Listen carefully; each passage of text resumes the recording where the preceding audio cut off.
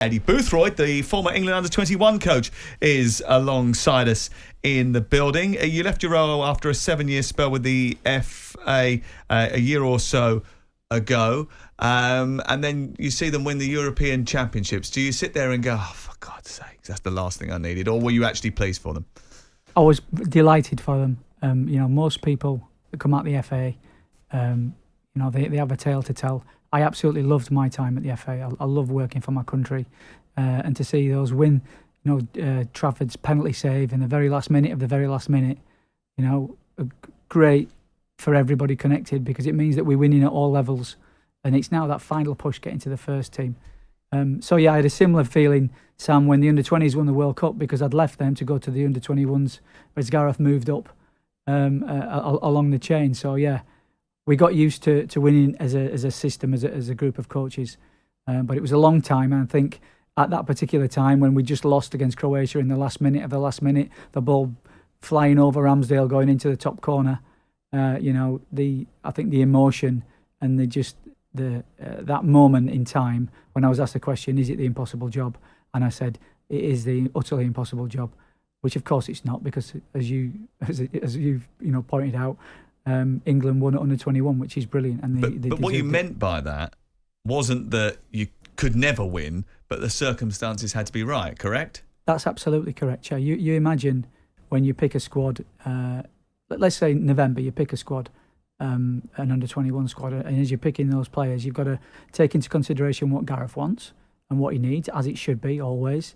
You have to look at the players' form at that particular time, at that particular juncture of their playing career, where they're at. And then you've got to look at getting them actually out to play for us, to make sure that we're working with the clubs to make sure that we get the players at the best possible time. Fast forward to March, all kinds of things have happened. Players have got injured, some players have moved up, some players have lost form, some players have come out the woodwork from nowhere, flying. And you've got to be able to manage all that. So it is a difficult job, but it's a brilliant job. And when I said that, as soon as I'd said it and the words came out of my mouth, I thought, you shouldn't have said that. So when Jamie O'Hara slaughtered me, at the time, I think it was Jamie, it wouldn't have been Gabby, he's a nice guy. When I got stick, actually looking back now, I have to say, Jamie, you're probably right, mate. Was it a defence mechanism on your part because of how bad the tournament went? Yeah, I mean, we went through these brilliant unbeaten spells, qualifying with ease against some good teams, some good players. We, playing against some really good teams.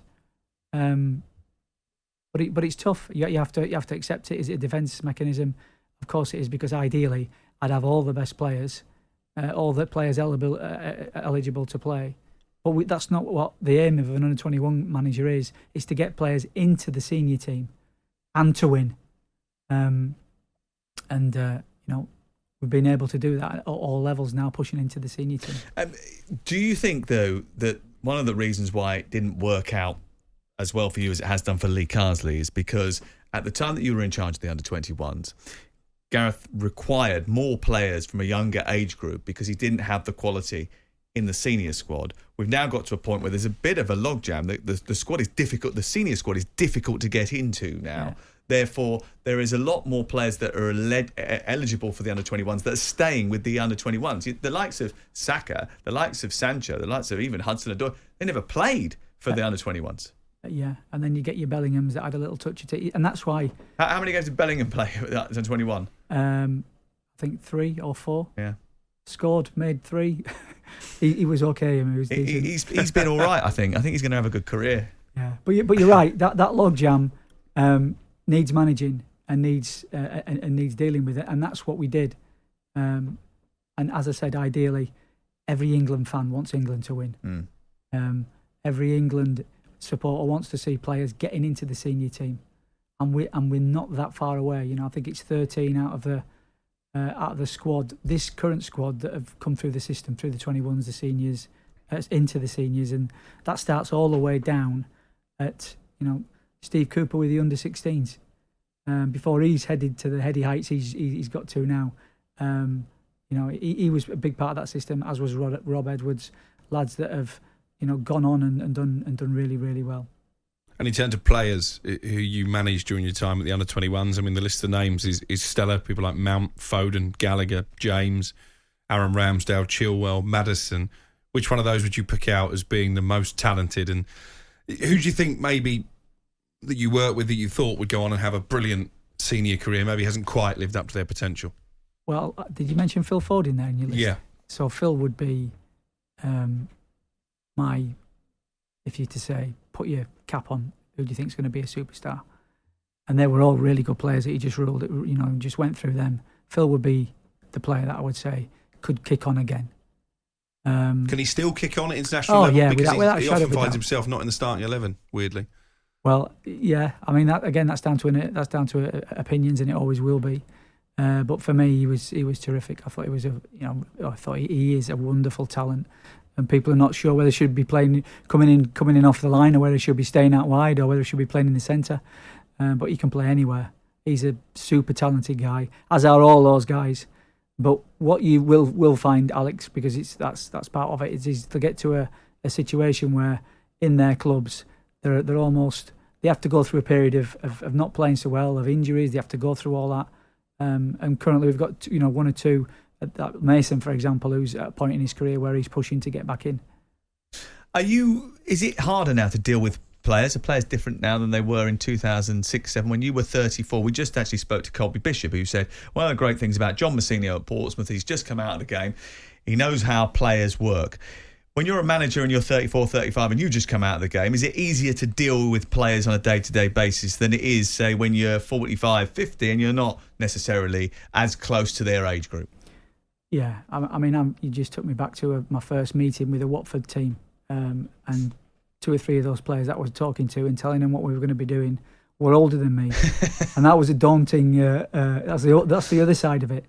But got the right guys, got the right people on board, and and away we went. So, yeah, I mean that was a great time. Some really good players. But I think if to answer your question, if you're young at heart and you recognise that perhaps you've got to get a little bit more with it with your players, and you've always got to have that balance. Are players different from 2006? Absolutely, they are. The world has moved on so much. Players are different. I would suggest they need handling differently. I mean, the fundamentals will remain the same. Players working hard, making sure they brought their bit to the party, making a difference. But yeah, I think you've got 23 brands, and out of those brands, you've got to find a way to bring them all together, and to get them going and getting them winning and getting them playing well. One of the players you had snatched away from you at Euro 2017 was Marcus Rashford, who obviously Gareth decided should play for the senior team instead. Where do you think he's at this point in his career at the moment? Do you think he's fulfilled his potential? Not yet, but I'm sure he will. I mean, when you go back to COVID and you look at all the brilliant work that Marcus did, he sort of took on a different persona. He wasn't just a footballer. He was, having to deal with being a politician, if you like, for a spell, for fighting for what was right, and he almost elevated himself above football for a little while. And now I feel he's getting himself back to where he was before. All of us was affected by COVID so much.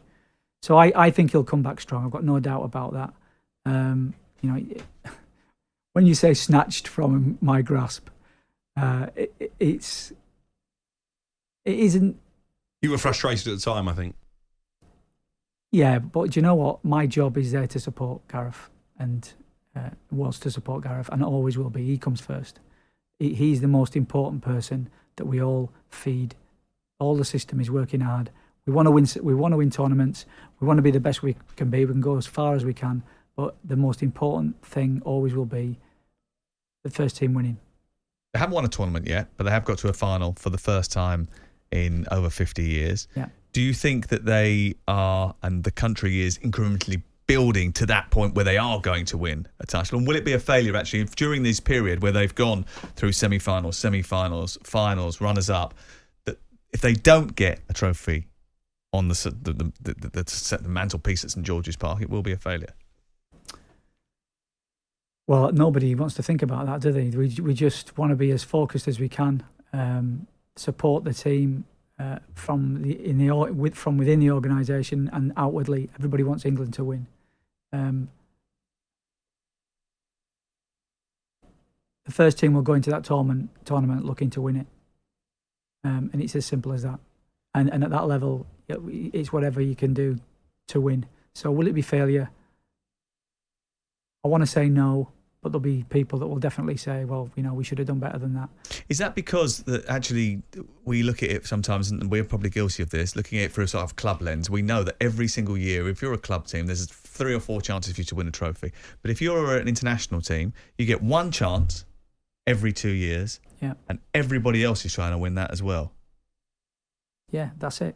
In a nutshell, that's exactly it. Is that the spotlight comes off the Premier League, it comes off the European stuff, and then it's in what does everybody do now? Laser beam vision into a tournament, a World Cup.